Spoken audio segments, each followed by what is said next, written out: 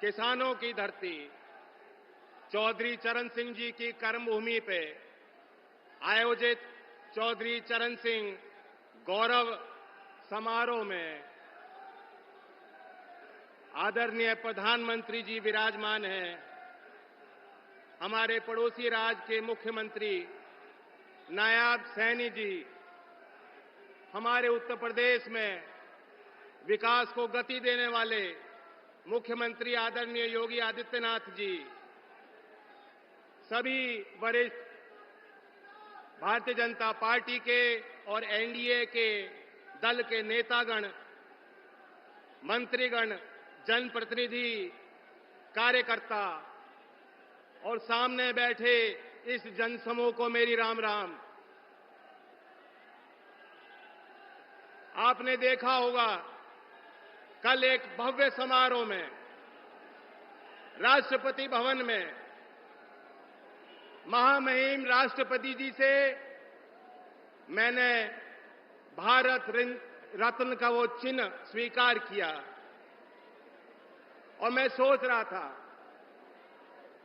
वह चिन्ह मेरे हाथों में गया, वो प्रतीक, वह सम्मान, लेकिन वह असली गाड़ी कमाई देश के किसानों की है, कमेरों की है, उस नौजवान की है जो अपना सब कुछ दांव पे लगाकर भारत की सेनाओं में सेवा करता है, उस सामाजिक कार्यकर्ता की है जो देश में सबसे गरीब और वंचित वर्ग के उत्थान के लिए मेहनत करता है, हर एक उस नौजवान की है जो एक सपना देखता है अपने समाज को, समाज के और परिवार के लिए बेहतर रास्ते खोलने के, उसके लिए संघर्ष करता है। आपको और हमें आज देश जिस पड़ाव पे है सोचना होगा, और खास तौर से मेरठ वासियों को, कोई तो कारण होगा कि देश के प्रधानमंत्री जी ने भारत रत्न के उस कार्यक्रम के बाद पहला पड़ाव था, तो उस पहला पड़ाव उन्होंने मेरठ की धरती को चुना कि मेरठ के लोगों के पास में जाऊं और देश के लिए अपना संदेश दूं। मैं आपको जानकारी भी देना चाहता हूं, कल जब वो समारोह समाप्त हुआ तो अल्प समय व्यक्तिगत मेरी भेंट प्रधानमंत्री जी से हुई और उस कम समय में भी किसानों के प्रति उनकी चिंताएं उन्होंने जाहिर की। उन्होंने मुझे बताया कि किस तरीके से चौधरी चरण सिंह जी को वो मानते हैं, और मैं समझता हूं कि इसलिए भी हमें खुश होना चाहिए कि ये मेरठ चौधरी साहब की कर्मभूमि है। हम और आप इस बात को जानते हैं कि अगर प्रधानमंत्री नरेंद्र मोदी जी नहीं होते तो भारत रत्न का सम्मान धरतीपुत्र चौधरी साहब को मिलने वाला नहीं था। ये निर्णय, ये साहसी फैसला, ऐतिहासिक निर्णय आपके सम्मान को आगे बढ़ाने के लिए प्रधानमंत्री जी ने इसलिए भी लिया, वो भी जानते हैं चौधरी साहब का कितना बड़ा योगदान राष्ट्र निर्माण में रहा। वो ये भी जानते हैं कि चौधरी चरण सिंह जी गुजरात को अपने आध्यात्मिक और राजनीतिक जीवन शैली की पीठ मानते थे। जो भी समाज सुधार का काम चौधरी चरण सिंह जी चाहते थे करना, वह उन्होंने दयानंद सरस्वती जी से सीखा और उनसे प्रेरणा ली। हीरो वर्शिप एक मॉडर्न टर्म है। यहां भी मैं बैठा बैठा देख रहा था, प्रधानमंत्री जी का नाम सारे लोग बार बार, एक गूंज उठ रही थी, उनका नाम बार बार नौजवान ले रहे थे कि नहीं ले रहे थे? फिर सुनाओ, ले रहे थे कि नहीं ले रहे? ये भी एक गहरे विश्वास का प्रतीक है, इसे हीरो वर्शिप भी कह सकते। इस हीरो वर्शिप से चौधरी चरण सिंह जी भी अछूते नहीं थे। एक ऐसे नेता थे जिनको चौधरी चरण सिंह जी अगर आदर्श मानते थे, वो थे सरदार वल्लभ भाई पटेल। और इसलिए इस नाते को प्रधानमंत्री जी अच्छी तरह भली भांति समझते हैं और उनकी मंशा है उन्होंने अपनी इच्छा शक्ति को जाहिर किया कि चौधरी चरण सिंह जी की वास्तव में जो विचारधारा, जो वास्तव में उनकी विरासत जिसको आप सब लोग संभाल रहे हो, उसे और आगे बढ़ाना है। चौधरी चरण सिंह जी 2-3 विषयों को लेकर बेहद गंभीर होते थे।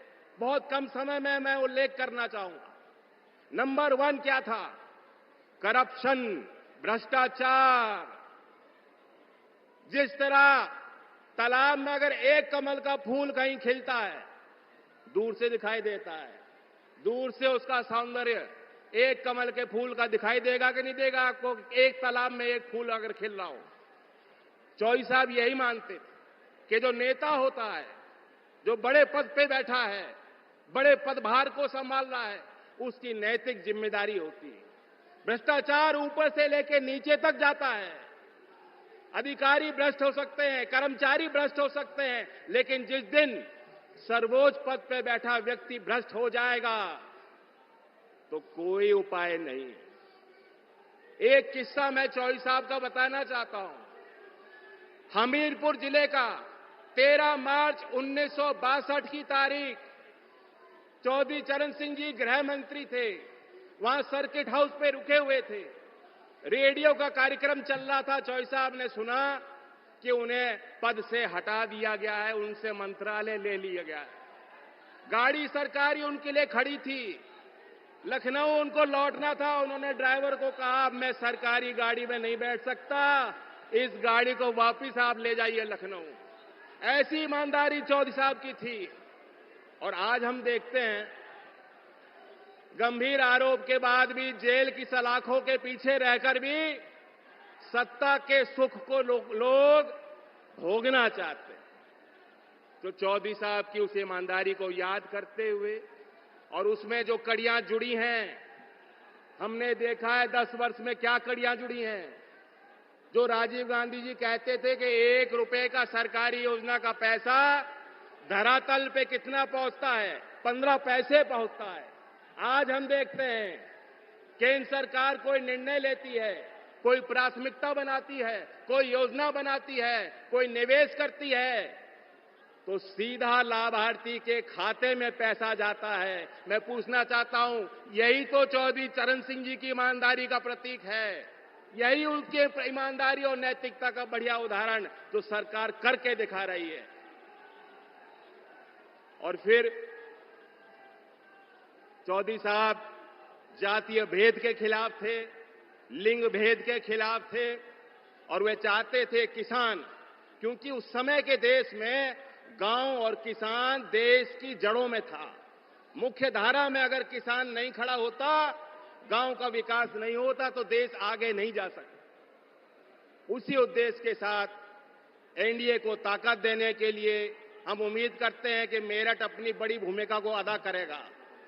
2014 में भी प्रधानमंत्री जी ने चुनावी अभियान की शुरुआत मेरठ की इस धरती से की थी, और आज हम सब लोग मिलकर बहुत उम्मीद के साथ आए हैं। मेरठ अकेला जिला ही नहीं, कई क्षेत्रों को प्रभावित करता है। लोकदल वाले लोग जानते हैं कि चौधरी चरण सिंह जी आपसे चंदा लेते थे मेरठ के लोगों से और ओडिशा तक चुनाव लड़ते।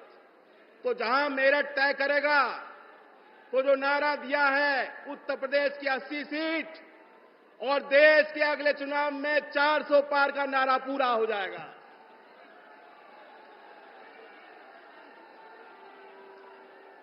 मैं अपनी बात को समाप्त करते हुए कहना चाहता हूं कि वो नेता जो भविष्य को समझते हैं कि भविष्य में क्या होगा और समाज और देश को उसके लिए तैयार करते हैं चुनौतियों के लिए, उनकी बातें हमेशा इतिहास में पन्नों पे दर्ज हो जाती हैं।